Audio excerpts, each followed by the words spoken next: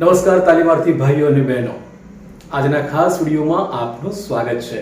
જી હા, આપના પેપર ખૂબ સારા જતા હશે એવું માની લઉં છું અને આપને અનંત અનંત કોટી કોટી શુભકામનાઓ તો પાઠવી જ છે. સાથે સાથે દિવસ રાત મથીને આપના માટે મોસ્ટ આઈએમપી પ્રશ્નો તૈયાર કરીને મોકલાવું છું. ક્યાંક મોડું થતું હોય તો માફ કરજો, પણ તમને આટલું બધું મોકલાવા છતાં હજુ તમે ચેનલને સબસ્ક્રાઇબ નથી કરી એ યોગ્ય નથી. માટે સૌથી પહેલાં ચેનલને સબસ્ક્રાઇબ કરો, મારી ઇન્સ્ટા આઈડી એન્કર તલાટી સરને ફોલો કરો અને હા, કોમેન્ટ બોક્સમાં આપના શુભ આશીષ અવશ્ય પાઠવશો, જેથી મને આપના આશીર્વાદ અને પ્રેરણા મળતી રહે. ચાલો, આજે લઈને આવ્યો છું આપના માટે કોર્સ 7 માહિતી અને પ્રત્યાયન તકનીકી દ્વારા અધ્યયનનું સમૃદ્ધિકરણ 1. જી હા, આ પેપર કુલ 50 માર્કનું છે. તો ચાલો આજના આ પેપરના મોસ્ટ આઈએમપી પ્રશ્નોની શરૂઆત કરીએ. કોર્સ 7 માહિતી અને પ્રત્યાયન તકનીકી દ્વારા અધ્યયનનું સમૃદ્ધિકરણ 1 ડીએલએડ પ્રથમ વર્ષનું આ પેપર છે અને આજે આ પેપરના આપણે મોસ્ટ આઈએમપી પ્રશ્નોને જોઈએ. પહેલો પ્રશ્ન 1, 1-2 વાક્યમાં જવાબ લખો અને કુલ ગુણ છે 5. પ્રશ્ન 1 છે એટલે 5 ગુણ છે. પહેલો પ્રશ્ન, શૈક્ષણિક પ્રૌદ્યોગિકી એટલે શું? એઆઈ એટલે શું? સોશિયલ મીડિયા એટલે શું? કોઈ એક મુક્ત શૈક્ષણિક સ્ત્રોતનું નામ લખો. અભિક્રમિત અધ્યયનના કેટલા સિદ્ધાંત છે? તંત્ર અભિગમ એટલે શું? માહિતીનો અર્થ આપો. શાબ્દિક પ્રત્યાયન એટલે શું? ઈ કન્ટેન્ટની વ્યાખ્યા લખો. દ્રશ્ય શ્રાવ્ય માધ્યમ એટલે શું? ઉદાહરણ દ્વારા સમજાવો. માહિતીનો અર્થ આપો. પ્રત્યાયન એટલે શું? વેબ 2.0 ની અગત્યતા ટૂંકમાં લખો. વર્ચ્યુઅલ રિયાલિટી એટલે શું? બાયઝેગ નું પૂરું નામ લખો. BISAG નું પૂરું નામ લખો. પ્રત્યાયન ક્યારે નિષ્ફળ જાય છે? ઓપરેટિંગ સિસ્ટમના 2 કાર્ય જણાવો. નેક્સ્ટ, બહુ માધ્યમ અભિગમ આધારિત ક્રિયાનું એક ઉદાહરણ આપો. માહિતી મેળવનાર દ્વારા સંદેશાને ઉકેલવાની ક્રિયાને શું કહે છે? ઓનલાઈન લાઇબ્રેરીનું એક ઉદાહરણ આપો. આવતીકાલે શાળામાં રજા પાડવામાં આવશે. આ સૂચના વર્ગના બાળકો સામે વાંચવામાં આવે છે. તો આ કયા પ્રકારનું પ્રત્યાયન કહેવાય? રિસાયકલ બિન એટલે શું?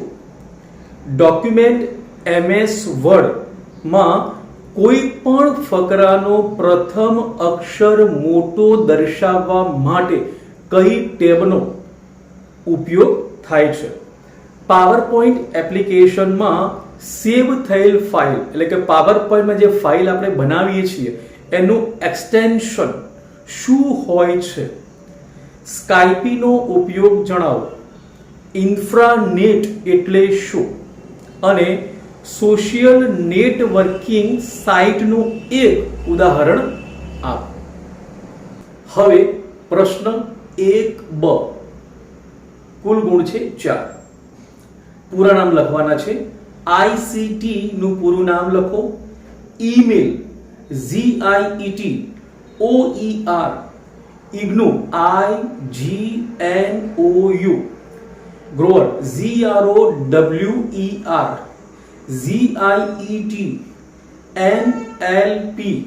દીક્ષા DIKSHA BAOU ICT VR AR OHP CAL અને NROER નું પૂરું નામ ફૂલ ફોર્મ લખવાનું છે. અંગ્રેજીમાં લખવું પડે હો, એટલે તૈયારી સારી કરજો. સ્પેલિંગ એના ગોખજો. હા, સ્પેલિંગ તૈયાર કરજો. નેક્સ્ટ, કમ્પ્યુટરના સંદર્ભે 2 ઇનપુટ ડિવાઇસના નામ આપો. યુટ્યુબનો કોઈ પણ એક શૈક્ષણિક ઉપયોગ જણાવો. હાર્ડવેર કમ્પ્યુટરના સંદર્ભમાં સમજાવો. બ્લોગનો ઉપયોગ જણાવો. કોઈ પણ બે ઓપરેટિંગ સિસ્ટમના નામ લખો. દ્રશ્ય શ્રાવ્ય માધ્યમો જણાવો. સમૂહ પ્રત્યયનનું ઉદાહરણ આપો. અને હવે પ્રશ્ન 2, ટૂંકમાં જવાબ લખો અને કુલ ગુણ છે 10. પહેલો પ્રશ્ન, વર્ચ્યુઅલ રિયાલિટી એટલે શું? માહિતી ટેકનોલોજીના કારણે શિક્ષણ ઓછું ખર્ચાળ બને છે, સમજાવો. ઓનલાઈન કમ્યુનિટી એટલે શું? અધ્યયન અધ્યાપન માટે વોટ્સએપનો ઉપયોગ કઈ રીતે કરશો? લેખિત પ્રત્યાયન અને મૌખિક પ્રત્યાયન વિશે સમજ આપો. શૈક્ષણિક પ્રૌદ્યોગિકીની કોઈ પણ 4 લાક્ષણિકતા જણાવો. ઈ કન્ટેન્ટના લક્ષણો જણાવો. મુક્ત શૈક્ષણિક સ્ત્રોત OER ની સંકલ્પના સમજાવો. શિક્ષણમાં તંત્ર અભિગમ એટલે શું? માહિતી ટેકનોલોજીનો અર્થ અને સંકલ્પના સમજાવો. ઈ કન્ટેન્ટના લક્ષણો જણાવો. અધોગામી પ્રત્યાયન અને ઉર્ધ્વગામી પ્રત્યાયનની સમજ આપો. મુક્ત શૈક્ષણિક સ્ત્રોત OER ની સંકલ્પના સમજાવો. જૂથ પ્રત્યાયન અને સમૂહ પ્રત્યાયન એટલે શું?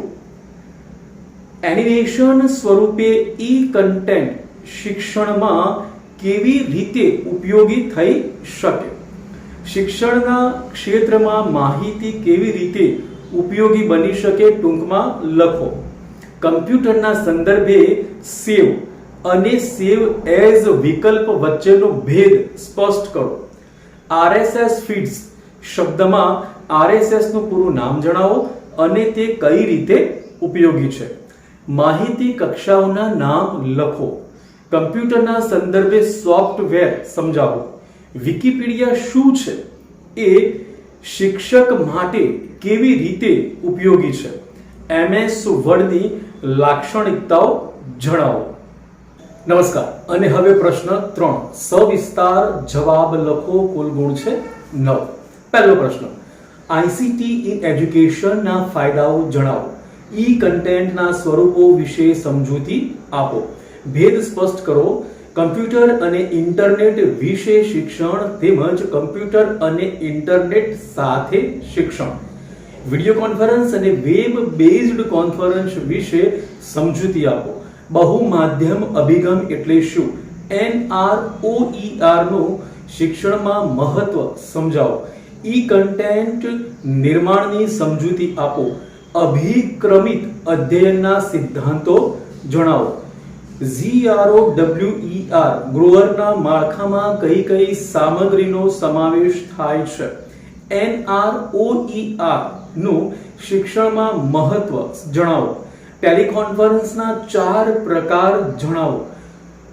પ્રત્યાયન પ્રક્રિયાના ઘટકોના નામ લખી કોઈ પણ 3ની સમજૂતી આપો. કમ્પ્યુટરના કોઈ પણ 3 ઉપયોગ લખો. કમ્પ્યુટરની કોઈ પણ 3 લાક્ષણિકતાઓ લખો.